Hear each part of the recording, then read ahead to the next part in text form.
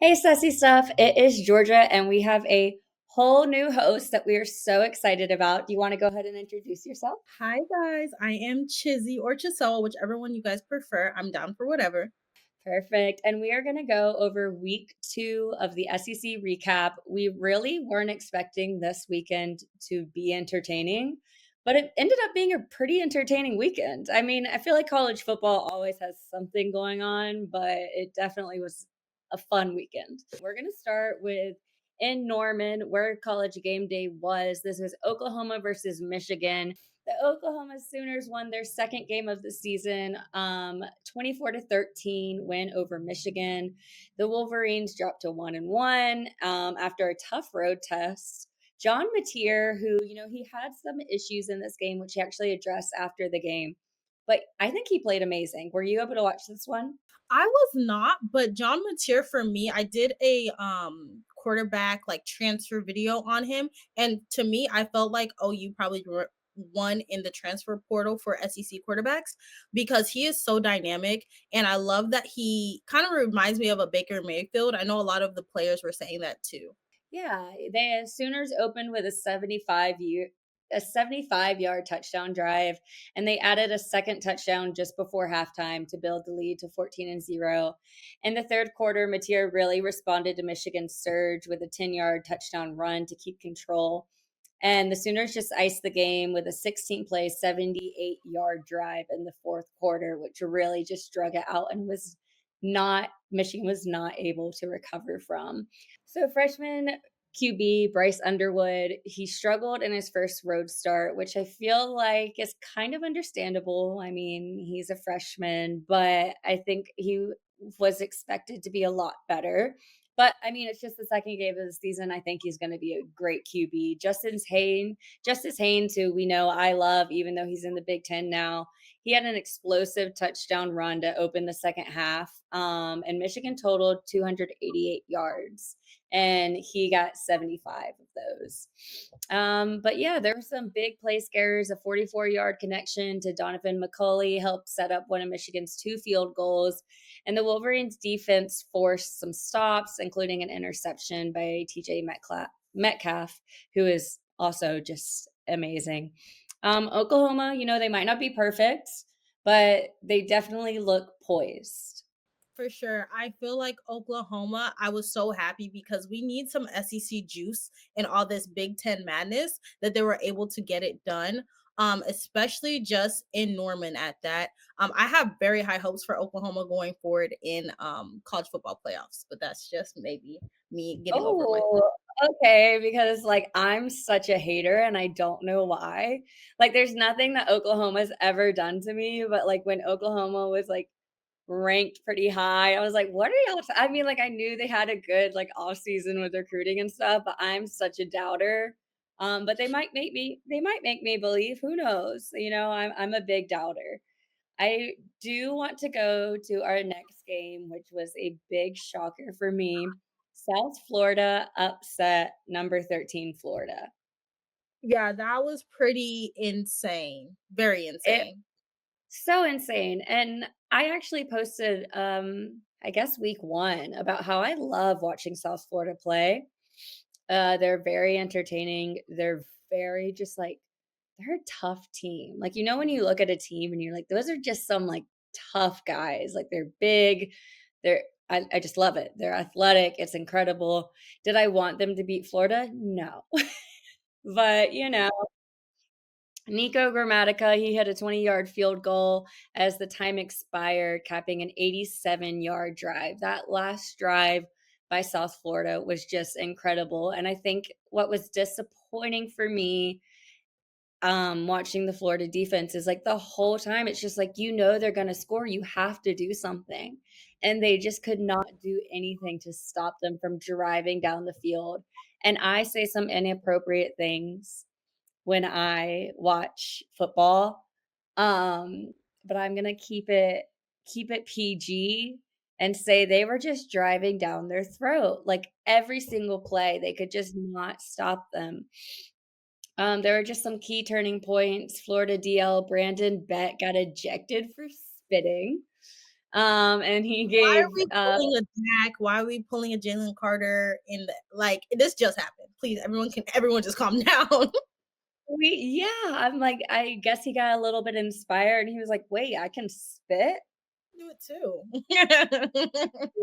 Yeah, and here's the thing is I live for the drama.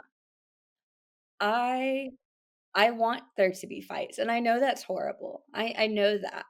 But that's why I love hockey because, like, football, you can't fight. Hockey, I get my fights out. I'm like, "Yes," Yeah, at least we're fighting. I was not a nice player when I played sports. I was a dirty player. I was throwing elbows while I played basketball at, like, 8 I years old. love I was like, admitting is the first step. Admitting is the first step, so it's all good. I admit it. I think I draw the line on spitting. I don't know what would provoke you to spit on another person. It is just football at the end of the day.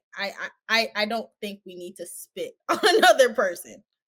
It's just very degrading, but they made a lot of mistakes in this game. Florida allowed for a safety on a very poor snap. There was just horrible defense and the penalty. It just all kind of fueled together of just being not a good game for them. And I don't know if you know, but we are huge DJ Lagway fans I on am SEC. too. I am too. I Yeah, really want the best for him. So like, and then Saturdays, what's it called? Saturdays, any given Saturday made me stand him even more. So this made me really sad because I'm a really big fan of him. I'm rooting for him so much. But yeah, it was just not a good game for them. They had to settle for 3 field goals. They could not finish drives in the red zone, but I am hoping for a turnaround. Like, I feel like this is a bad game for them, especially against USF, who, I mean, I do really like watching them. Yeah.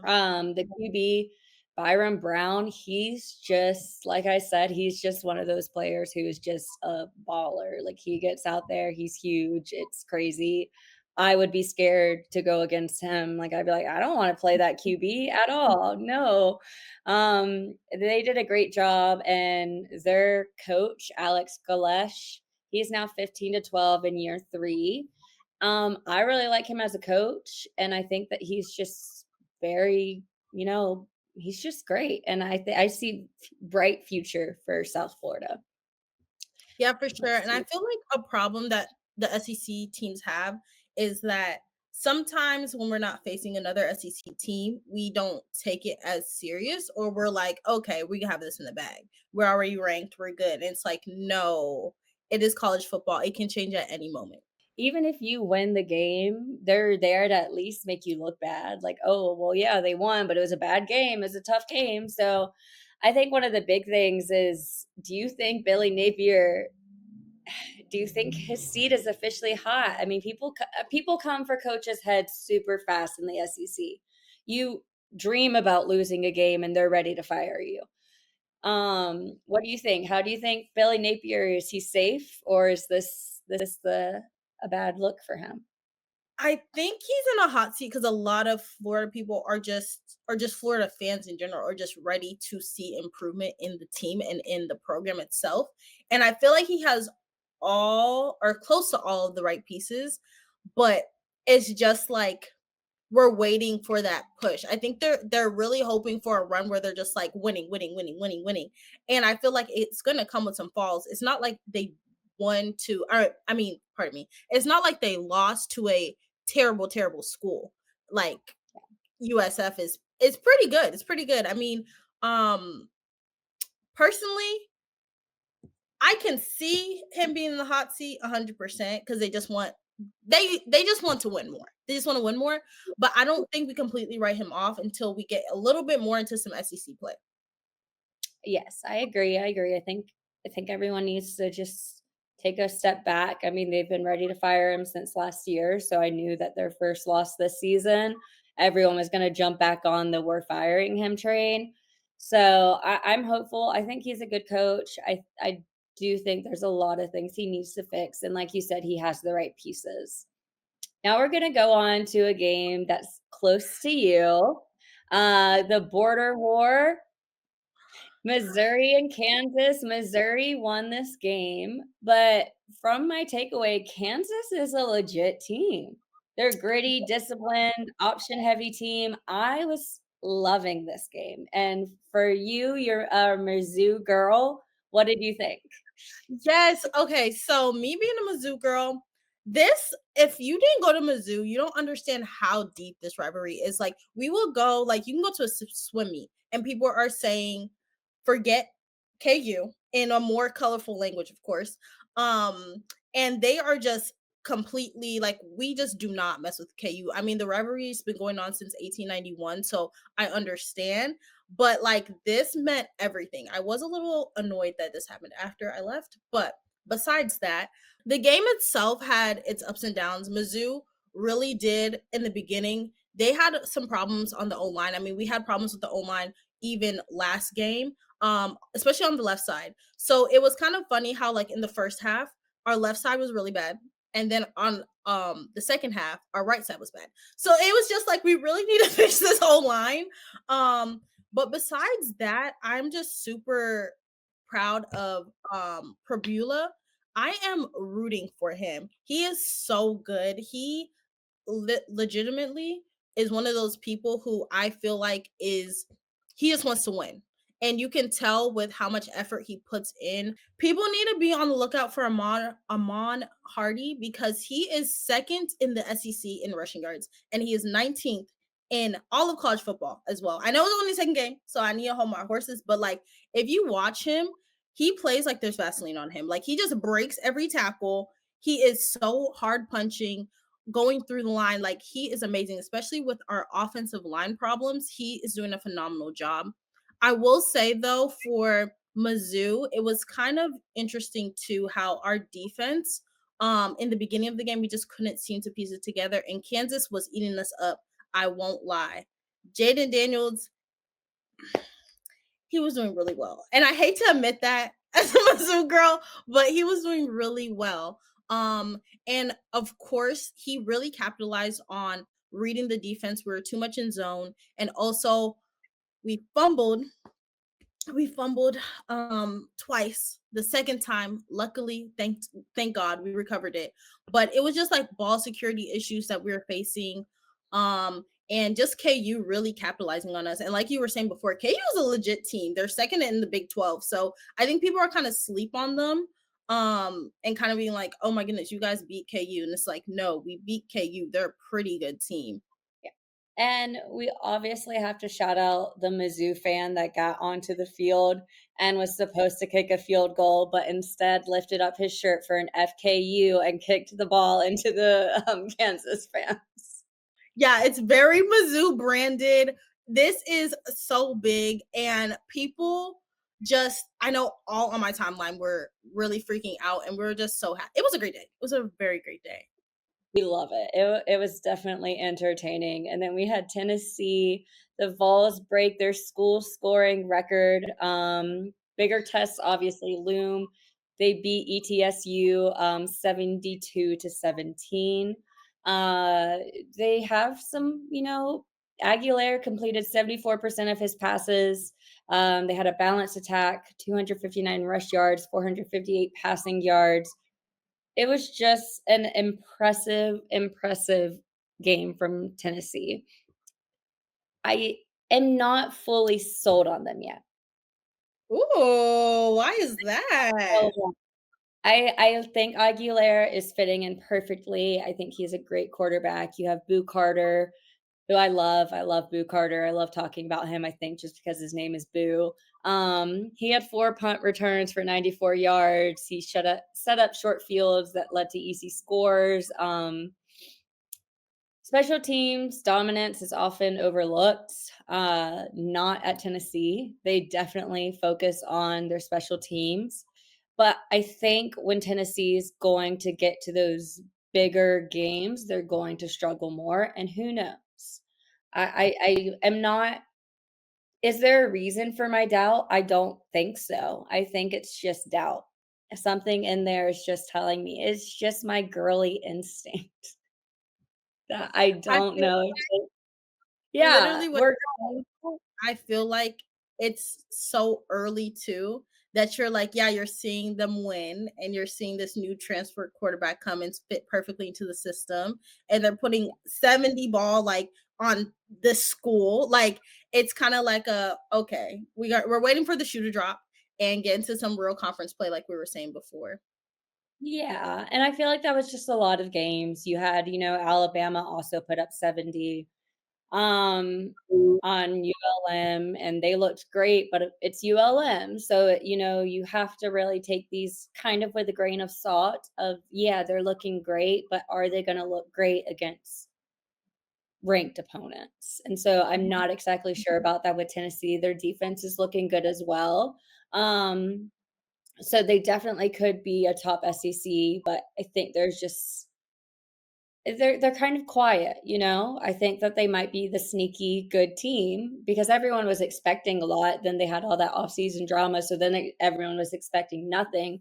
So I think everyone's really, like, overlooking them, and maybe I'm overlooking them, and that's the issue. But we'll see. And then we had our first SEC matchup of the season, Ole Miss versus Kentucky. The Rebels survived, but they looked sloppy. I mean, it was a sloppy game.